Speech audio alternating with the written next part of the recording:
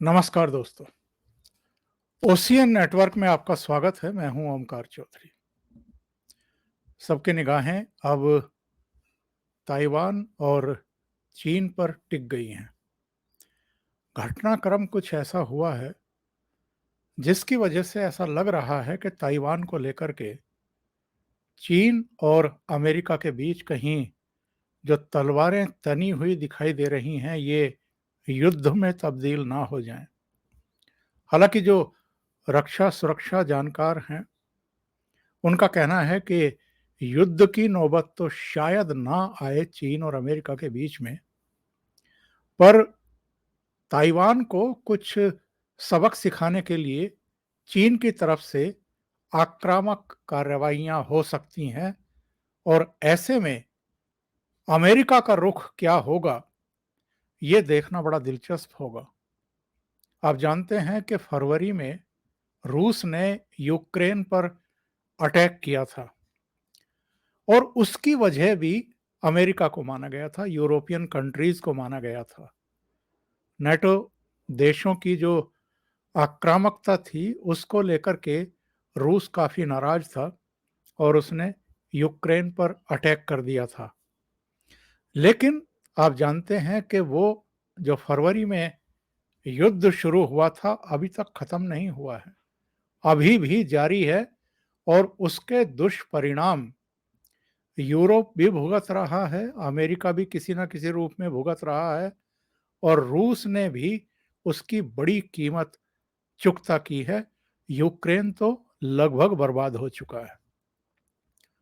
ऐसे में अगर नैन्सी पेलोसी की जो ये यात्रा है ताइवान की, जिसको लेकर के चीन ने काफी आक्रामक रुख अपनाया हुआ था और यहां तक चेतावनी दे दी थी कि हमारा जो सिस्टम है, मिसाइलें हैं, वो तैयार हैं और अगर ताइवान की तरफ अमेरिका भूल करके भी बढ़ा, यानी वहां की यात्रा की, तो जो कुछ होगा उसके लिए फिर अमेरिका जिम्मेदार होगा। तो कम से कम चीन की इस धमकी में तो जो अमेरिका की अपर हाउस की स्पीकर हैं नैन्सी पेलोसी, वो नहीं आई और वो ताइपे के एयरपोर्ट पर अब से कुछ समय पहले उतर चुकी हैं। चीन की तरफ से भी आक्रामक रुख देखने को मिल रहा है। अभी तक जब हम बात कर रहे हैं, 21 वायुसेना के विमान चीन के या तो ताइवान के आसपास मंडरा रहे हैं या उसकी वायु सीमा का अतिक्रमण उन्होंने किया है। अमेरिका की तरफ से भी जो संकेत मिल रहे हैं, वो कोई अच्छे नहीं हैं। अमेरिका भी ताइवान का हर तरीके से साथ देने के मूड में दिखाई दे रहा है। ऐसे में एक बड़ा सवाल खड़ा हो रहा है, क्या ताइवान को लेकर के चीन और अमेरिका में एक और युद्ध छिड़ेगा? इस पर चर्चा करने के लिए मेरे साथ रक्षा सुरक्षा मामलों के जाने माने विशेषज्ञ, टेरिटोरियल आर्मी के पूर्व चीफ और युद्ध सेवा मेडल से अलंकृत major general AK Shrivas sir जुड़ गए हैं। श्रीवास सर, बहुत धन्यवाद आपका जुड़ने के लिए। बहुत स्वागत है आपका, बहुत अभिनंदन है। नमस्कार। नमस्कार साहब।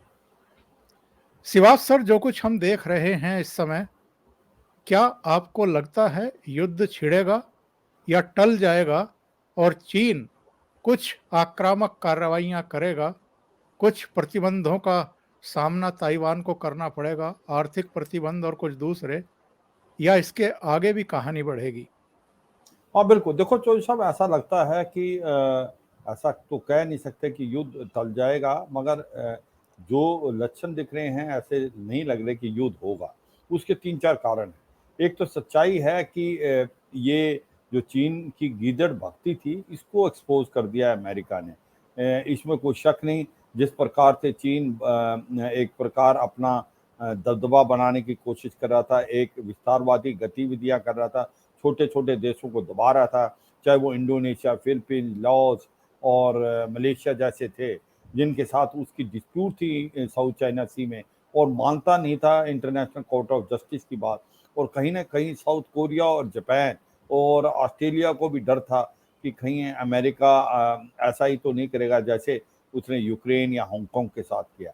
तो इसको मद्देनजर अगर आप देखें तो ये जो कार्रवाई नैन्सी पेलोसी की आई है, तो उसमें 2-3 बातें बहुत स्टैंड आउट करती हैं कि जो उनकी विजिट थी, ये मानता हूँ कि 25 साल के बाद कोई जो स्पीकर हाउस ऑफ रिप्रेजेंटेटिव का आ रहा है और इसके इतना हाई ऑफिसर, मगर ये भी सच्चाई है कि जो मीटिंग हुई थी 28 अगस्त को, 28 जुलाई को जो बाइडेन और शी जिनपिंग के बीच में, उस समय ये क्लियरिफाई कर दिया था जो बाइडेन ने कि नैन्सी पेलोसी गवर्नमेंट का हिस्सा नहीं है, वो अलग इंडिपेंडेंट हैं और वो अलग डिसीजन लेते हैं। और उन्होंने दोहराया था कि हम अभी भी वन चाइना पॉलिसी को मानते हैं। तो कहीं न कहीं ये मैसेज भेजा था कि नैन्सी पेलोसी अगर वो आना चाहती हैं तो उसको कोई रोक नहीं सकता, क्योंकि उनके हाथ में नहीं है, वो इंडिपेंडेंट। तो इसको मद्देनजर रखते हुए ये भी मुझे लगता है कुछ न कुछ बैकग्राउंड में बात है कि इतना सिचुएशन आउट ऑफ कंट्रोल नहीं हो सकती, मगर चीन जो है वो जो भी कार्रवाई कर रहा है वो एक प्रकार से हाइपर एक्टिव करने की जो कोशिश कर रहा है वो एक साइकोलॉजिकल वारफेयर है, मिलिट्री मैन्यूवरिंग का तरीका है, ये एक प्रेशर टैक्टिक्स है, वो इसके अलावा और कुछ नहीं लगता मुझे। अब जिस प्रकार से नैन्सी पेलोसी आ गई हैं और अब वो कल रहेंगी और फिर जाएंगी, जब तक वो हैं वहां पर चीन जो एग्रेसिव पोस्चर दिखाएगा और उनके जाने तक भी। मगर उसके बाद पहली बात तो ये, क्या चीन इसके अलावा कुछ कर सकता है जब नैन्सी पेलोसी है? मुझे नहीं लगता कि कुछ कर सकता है। उसकी रीजन है ये जो एयर स्पेस वायलेशन है, ये कोई खास बड़ी चीज नहीं है, ऐसी होती रहती हैं। वो क्यों नहीं कर सकता? क्योंकि वहां पर अमेरिका ने 2 एयरक्राफ्ट कैरियर ग्रुप लगा रखे हैं, यूएसएस निमतिज और यूएसएस रोनाल्ड रेगन, जिसके अंदर कम से कम 100-150 से ज्यादा एयरक्राफ्ट हैं, सबमरीन्स हैं। तो अगर चीन कुछ करने की कोशिश भी करे तो अमेरिका का जो शक्ति है वो बहुत ज़्यादा है। और ये भी समझना पड़ेगा चीन को, और चीन ने समझा भी है कि अभी भी उसकी मिलिट्री पावर इतनी स्ट्रांग नहीं है जितनी अमेरिका की है। उसको बहुत दूर तक जाना है अगर उसने अमेरिका का मुकाबला करना है। तो मुझे लगता नहीं कि वो कोई ऐसी गलती करेगा जहां पर नो रिटर्न पॉइंट आ जाए और दोनों में युद्ध होने की नौबत आए, वो तो मुझे लगता नहीं करेगा। मगर ये सच्चाई है कि अब शी जिनपिंग की जो छवि है उस पे एक प्रकार से डेंट पड़ा है। और जब वो कहते हैं ना, जब घायल हो जाता है शेर तो फिर क्या करता है इसका कोई भरोसा नहीं। वो वजह इसलिए क्योंकि आज की तारीख में डोमेस्टिकली चीन की हालात अच्छे नहीं है। इन्फ्लेशन है डबल फिगर में, इकोनॉमी अच्छा नहीं करी, युआन डॉलर के मुकाबले में काफी गिर गया है। और इसी प्रकार 90 जो ऐसे सिटीज हैं जहां पर लोग लोन देने के लिए मना कर रहे हैं। और अभी नवंबर में ये तय होना है कि जो शी जिनपिंग थर्ड टर्म के लिए अपने को दोबारा लाने के लिए, थर्ड टर्म के लिए उसका इलेक्शन होना है। तो ऐसे में मुझे लगता है कि चीन के जो शी जिनपिंग हैं वो बैकफुट पे, और वो बैकफुट से निकलने के लिए कुछ ना कुछ करेंगे। वो क्या करेंगे ये एक $1 मिलियन क्वेश्चन है कि क्या कर सकते हैं, कि क्या वो कुछ ताइवान पे कर सकते हैं, इस हालात को जब थोड़ा सा ये ठंडा होने लगे तब कुछ एकदम कर दें, हड़पने की कोशिश करें। क्योंकि ये ध्यान रखना है कि ताइवान जो है एक छोटा टापू है और इसके अंदर स्ट्रेटेजिक डेप्थ नहीं है बिनिस्बत यूक्रेन के जो भी बहुत लंबा था। दूसरा ये तो सच्चाई है कि ताइवान बहुत वेल डिफेंडेड है, वहां पर थार लकी terminally high altitude area defence system, Patriot missile है, F-22 और F-35 भी देने की बात हो रही है। तो एक ये तो सच्चाई है कि मिलिट्री पावर तो अच्छी है ताइवान की, मगर अकेला वो कितने टाइम तक लड़ पाएगा चीन से, ये एक $1 मिलियन क्वेश्चन है जब तक उसको अमेरिका की हेल्प नहीं मिलती। अमेरिका उसकी कितनी हेल्प करेगा ये भी एक क्वेश्चन मार्क है, क्योंकि वन चाइना पॉलिसी को मानता है अमेरिका। मगर ये सच्चाई है कि आज अभी चीन कुछ नहीं करेगा, एक मिलिट्री मैन्यूवर और एक जो गिदर भभकी के अलावा। तो ताइवान में वो कुछ ना कुछ बाद में कर सकता है, ये एक डर मंडराएगा। इसके फायदे क्या क्या हुए हैं? इसके फायदे सबसे इंपॉर्टेंट चीज ये है, ये छोटे छोटे देश जो डरते थे चीन से, अब उनको भी लगेगा कि हमारे साथ भी अमेरिका आ सकता है। और यही नहीं, स्पेशली जापान और साउथ कोरिया को, तो एक democracy all round the world, उनको थोड़ा सा सहारा हौसला मिलेगा। जिस प्रकार से चीन एक विस्तार गतिविधियों के साथ चला हुआ था, मगर चीन का क्या हो करेगा ये ताइवान, इसके अलावा एक बहुत बड़ी चीज कर सकता चीन। चीन कर सकता है कि कुछ ना कुछ डाइवर्ट अटेंशन करने के लिए लद्दाख के इलाके में वो एक्टिविटी तेज कर दे और कहीं ना कहीं भारत के साथ युद्ध जैसी स्थिति पैदा कर सकता है। उसकी वजह यह है क्योंकि यहाँ तो उसका दाल गलेगी नहीं, क्योंकि अमेरिका बिल्कुल तैयार है। और वो जिस प्रकार से अभी लद्दाख के अंदर एक्टिविटी बढ़ा दी है और उल्टा चोर कोतवाल को डांटे, वो भारत के ऊपर ब्लेम कर रहा है कि आप एयर स्पेस का वायलेशन कर रहे हैं, आपके हेलीकॉप्टर, आपके जहाज चीन की एयर स्पेस में आ रहे हैं। तो ये जो स्ट्रेटेजी है चाइना की, ये ओल्ड स्ट्रेटेजी 1962 में भी उन्होंने ऐसे किया था। तो ये भी एक शक है कि इस विंटर तक कुछ ना कुछ चीन कर सकता है, मगर भारत को पता है, भारत इसके लिए तैयार है और भारत ने भी अपनी पूरी तैयारी कर रखी है। कुछ ना कुछ चीन करेगा, अपने आप को, शी जिनपिंग को इस सिचुएशन से निकलना है। क्या वो कुछ ताइवान की तरफ करे, क्या वो कर सकता है, ये सब वक्त बताएगा। मगर या वो कुछ भारत की तरफ करे, ये भी एक $1 मिलियन क्वेश्चन है, मगर कुछ करेगा। अब जो बात आ रही है कि शी जिनपिंग को तो नुकसान हुआ है इसमें, मगर जो बाइडेन को क्या फायदा हुआ है। जो बाइडेन को 2-3 फायदे बड़े इंपॉर्टेंट हो गए। एक तो ये सच्चाई है कि जो बाइडेन की जो छवि थी वो काफी कमजोर हो गई थी, और स्पेशली उनकी जो अप्रूवल रेटिंग थी 40% से ज्यादा गिर गई थी नीचे। जी। दो जो एक्शन हुए हैं वो बहुत इंपॉर्टेंट हुए हैं। एक तो अल जवारी का मारा जाना, जो कि अल कायदा का एक इंपॉर्टेंट लीडर था, जो मोस्ट वांटेड टेररिस्ट था, जिसके ऊपर $25 मिलियन का सिर पे प्राइज बनी थी, वो भी अभी मारा गया। वो उसकी इंफॉर्मेशन जब हम आगे बात करेंगे किसने दी है, क्या हो सकता है। और साथ में नैन्सी पेलोसी का जाना और एक ताइवान में लैंड करना, ये भी कहीं ना कहीं जो बाइडेन के अप्रूवल रेटिंग की तरफ बढ़ाएगा, क्योंकि उसको दिखाएगा कि स्ट्रॉन्ग लीडर है और जो कहते हैं वो करते हैं। तो ये मुझे लगता है जो बाइडेन को इसका फायदा हो गया है। दोनों का, एक तो अल जवारी के मारे जाने का, अल कायदा का जो कमांडर था, और साथ में जो नैन्सी पेलोसी अब ताइवान गए हैं, तो ये भी दर्शाता है कि अमेरिका स्ट्रांग है और चीन की जो है इमेज पे थोड़ा सा डेंट पड़ा है। चौधरी साहब। कई तरह की बातें की जा रही हैं श्रीवास साहब। एक तो ये कहा जा रहा है कि चीन पहले भी ताइवान की वायु सीमा का उल्लंघन करता रहा है, वायलेशन करता रहा है। 4 अक्टूबर 2021 को तो उसके 56 विमानों ने जो है घुसपैठ की थी वहाँ पर। तो एक तो ये कि वो इसकी फ्रीक्वेंसी बढ़ा सकता है उसको टेरराइज करने के लिए। 21 विमानों का तो अभी सूचना मिल रही है, इसके बावजूद कि 2 बेड़े ताइवान के आसपास अमेरिका के हैं। चीन को बहुत अच्छे तरीके से पता है कि अगर उसने इस बीच हरकत कर दी जब तक नैन्सी पेलोसी वहाँ पर हैं, तो इसका खामियाजा भी उसे भुगतना पड़ेगा। दूसरी बात ये है कि ताइवान के ऊपर अगर वो विमान उड़ाता है, तो एयर डिफेंस सिस्टम तो ताइवान के पास भी है, वो उसने तैनात कर दिया, ऐसी सूचनाएं भी मिल रही हैं। अगर उसने चीन के कुछ विमान गिरा दिए, तो जाहिर है युद्ध की नौबत तो आएगी, और वो चीन अमेरिका के खिलाफ कुछ करे ना करे, पर ताइवान के खिलाफ तो कर सकता है।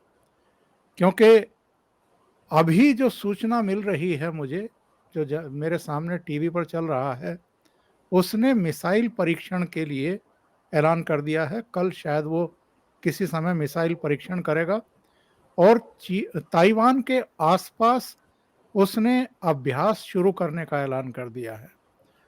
तो 3-4 बातें कही जा रही हैं। एक तो आर्थिक प्रतिबंध लगा सकता है, और ताइवान का और अमेरिका का राजनयिक विरोध कर सकता है। और अल्टीमेटली जिस तरफ आपने संकेत दिया था ताइवान पर कब्जा करने का प्रयास भी कर सकता है। अगर ये सब होता है, तो क्या अमेरिका मूक दर्शक बन कर के बैठ जाएगा? यही तो एक सबसे इम्पोर्टेंट चीज़ है, इसका किसी को नहीं कह सकते। क्योंकि जब रूस ने यूक्रेन पे लड़ाई की थी, तब किसी को ये शक नहीं था या किसी को विश्वास नहीं था, पहले तो रूस हमला करेगा। अगर रूस यूक्रेन पे हमला करेगा तो ऐसा लगता था अमेरिका हेल्प करने आएगा। अमेरिका हेल्प तो की, पर उसने बूट्स ऑन ग्राउंड तो नहीं भेजे, उसने हथियार ही भेजे। तो ऐसे में ये जो अब क्वेश्चन आता है कि किस हद तक अमेरिका ताइवान की मदद करेगा, ये कहना बड़ा मुश्किल है। उसकी वजह यह है कि जो अमेरिका अभी भी वन चाइना पॉलिसी मानता है कि इसका मतलब ताइवान को वो चीन का हिस्सा मानता है। अगर वो चीन का हिस्सा मानता है तो किस हद तक जा सकता है, जिसको बोलते हैं स्ट्रेटेजिक एम्बिग्विटी। एम्बिग्विटी है स्ट्रेटेजी की, क्या वो किस हद तक जाएगा, इतना कहना मुश्किल है। मगर ऐसा लगता है कि चीन के आगे अगर चीन कोई हमला करता है ताइवान पे, तो अमेरिका ऑल आउट सपोर्ट करेगा, इसमें कोई शक नहीं। अगर वो करता है तो फिर चीन भी, मुझे नहीं लगता ऐसी मिसकैलकुलेशन करेगा। फिलहाल तो नहीं, आने वाले समय में कर सकता है, मगर अभी तो सिचुएशन टेंस है और काफ़ी एयरक्राफ्ट कैरियर ग्रुप भी हैं, बाकी भी जो दस्ते अमेरिका के वहाँ हैं, तो वो कर नहीं पाएगा अभी तो कुछ। बाद में क्या करेगा, क्या कर सकता है, ये भी एक इम्पोर्टेंट क्वेश्चन है। मगर ये जो तलवार हरदम टंगी रहेगी, क्या चीन कहीं ताइवान को जबरदस्ती हड़पने की कोशिश तो नहीं करेगा। कर सकता है, मगर चीन को ये मालूम होना चाहिए कि ताइवान भी एक पुश ओवर नहीं है। उसके जो एयर डिफेंस सिस्टम आप बता रहे हो, वो बहुत बड़े पुख्ता हैं, जिस प्रकार के terminally high altitude air defence Patriot missile लगी हैं। उनकी जो एयर पावर है वो भी काफ़ी काबिल है, क्योंकि वो डिफेंसिव लड़ाई लड़नी, उसने कोई ऑफेंसिव लड़ाई तो लड़नी नहीं।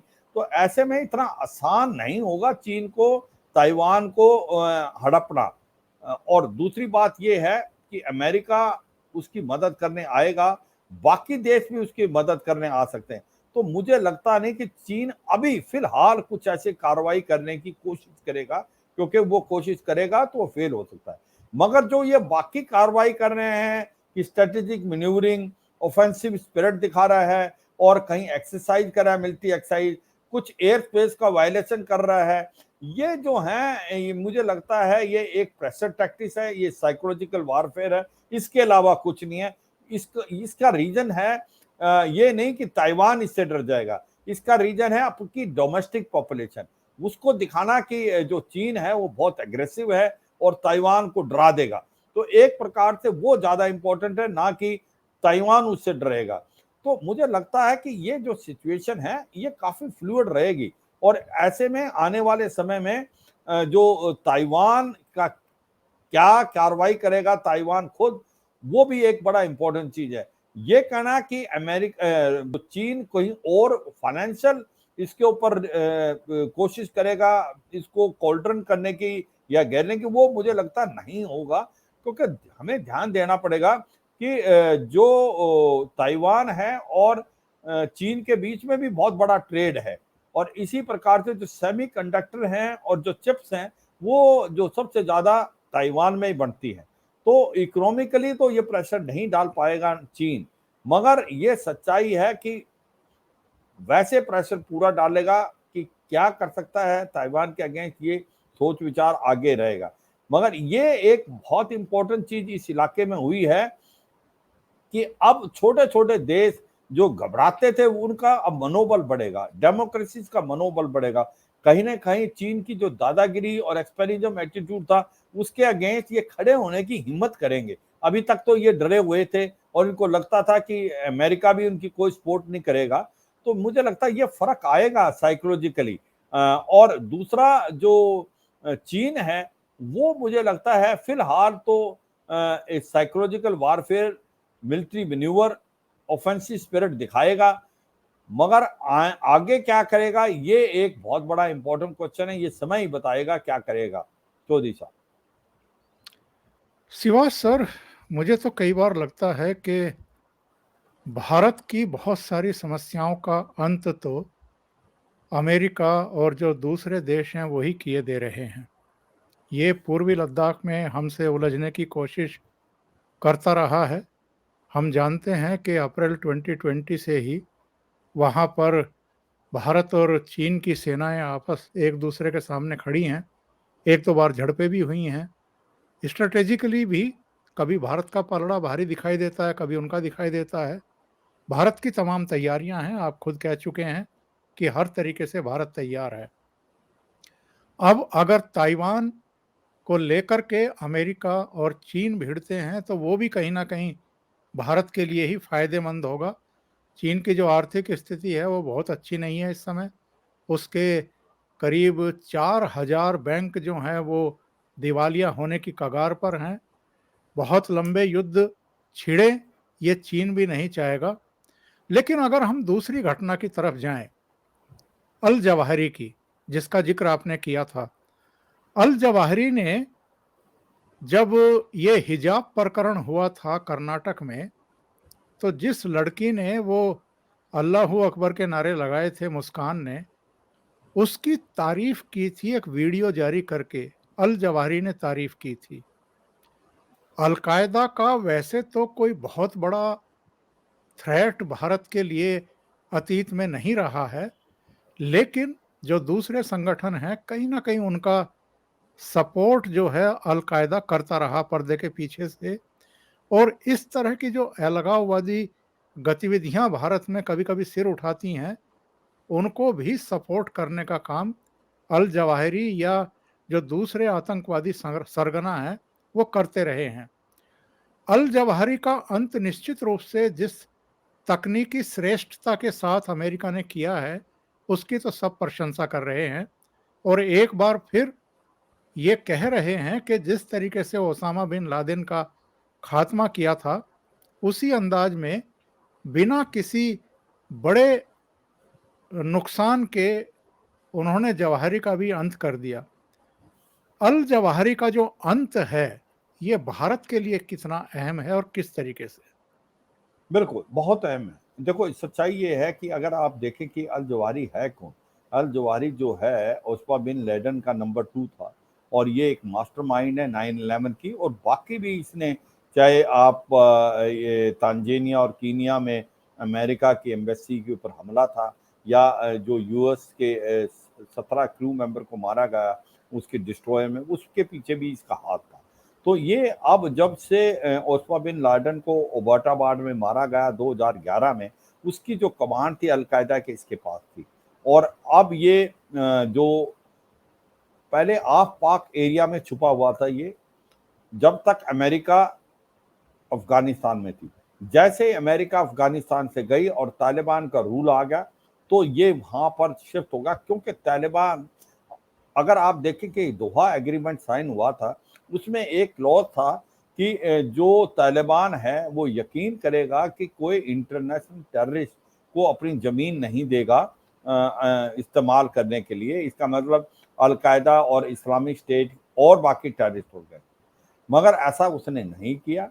जैसे ही अ, अमेरिका वहाँ से निकला, उसके बाद जो हक्कानी नेटवर्क है तालिबान का, उसके बड़े रिलेशन अच्छे थे अल-कायदा से। और ये सेफ हाउस जो है उसको इन्होंने दिया। और ये एक प्रकार जो शेरपुर इलाका है वो जो डिप्लोमेटिक इनक्लेव है उसके बहुत नज़दीक है। अब जो इसको मार गिराया गया है, उसमें किसका हाथ है, वो बहुत इम्पोर्टेंट है कि उसका इम्पैक्ट भारत पे क्या है।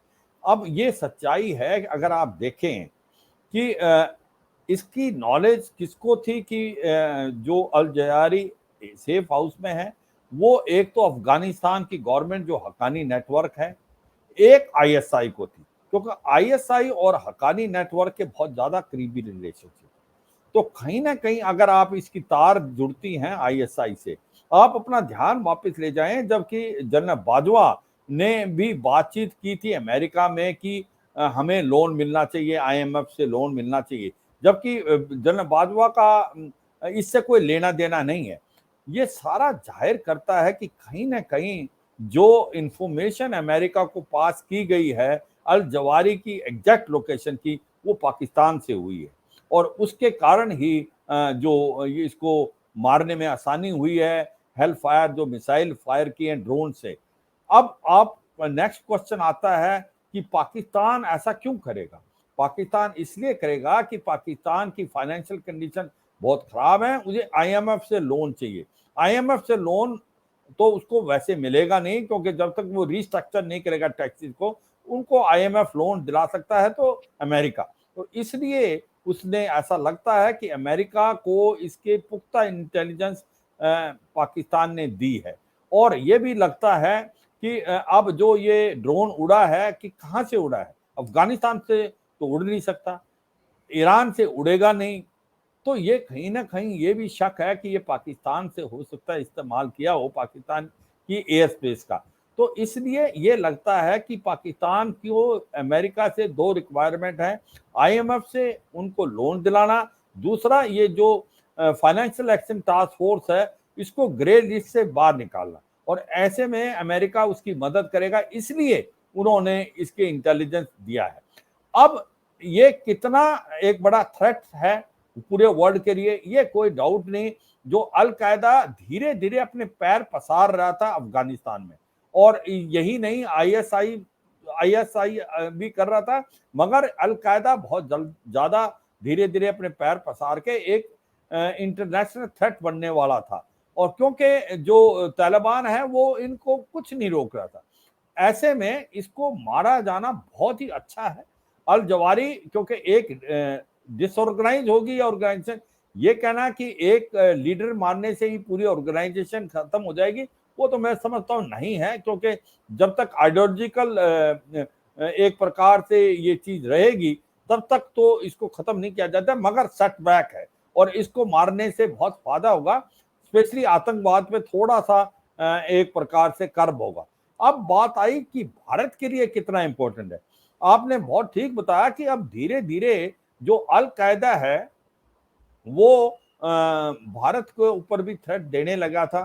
सदर्न पार्ट ऑफ कंट्री नहीं, उसने जम्मू एंड कश्मीर के बारे में बोला है कि जिहाद जम्मू एंड कश्मीर में होना चाहिए। तो ऐसे में वो क्योंकि उसके रिलेशन हक्कानी नेटवर्क के थ्रू आईएसआई से थी, तो उसने जो स्टेटमेंट पाकिस्तान चाहता है ऐसी स्टेटमेंट अल कायदा से वो ले सकते थे, और वो उसने काफी स्टेटमेंट पास किए एंटी इंडिया।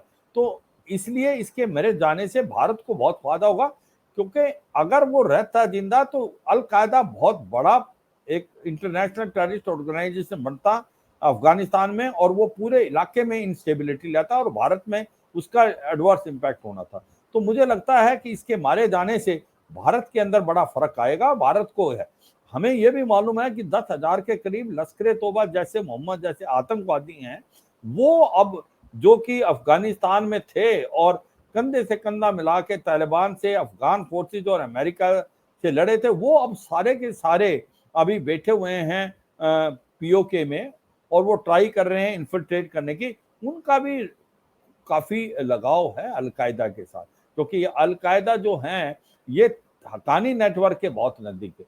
तो सच्चाई ये है कि इसके मारे जाने से भारत को भी फायदा है, अमेरिका को भी फायदा है, एक प्रकार से सेटबैक है ये टेररिस्ट ऑर्गेनाइजेशन का, और उस पर अब थोड़ी सी मुझे लगता है कमी आएगी। और अब इसका नया लीडर बनेगा, ये तो अनाउंस भी कर दिया उन्होंने अली सफा को, मगर फिर भी एक बहुत बड़ी कामयाबी है अमेरिका के लिए, और आतंकवाद को कुचलने के लिए ये जो कार्रवाई हुई है ये काबिल तारीफ है, और भारत को इसका बड़ा पॉजिटिव इम्पैक्ट आएगा। चौधरी साहब, कंक्लूजन ये है कि चीन भले ही बंदर घुड़की दिखाए, लेकिन वो अमेरिका से सीधे उलझना नहीं चाहेगा। उसको पता है कि उसको कितना बड़ा नुकसान हो सकता है। इसके अलावा जो अल जवाहरी है उसका खात्मा जो हुआ है, उससे जाहिर है भारत को भी फायदा हुआ है, और जो बाइडेन की जो छवि थोड़ी सी गड़बड़ हो रही थी, एक मजबूत राष्ट्रपति के तौर पर उनकी भी छवि बनेगी। बहुत बहुत धन्यवाद शिवास सर, आपने इतना समय निकाला ओशियन नेटवर्क के लिए और अपने बहुमूल्य विचार रखे। बहुत बहुत धन्यवाद। Thank you so much sir. मेहरबानी चौधरी साहब, जय हिंद। जय हिंद सर।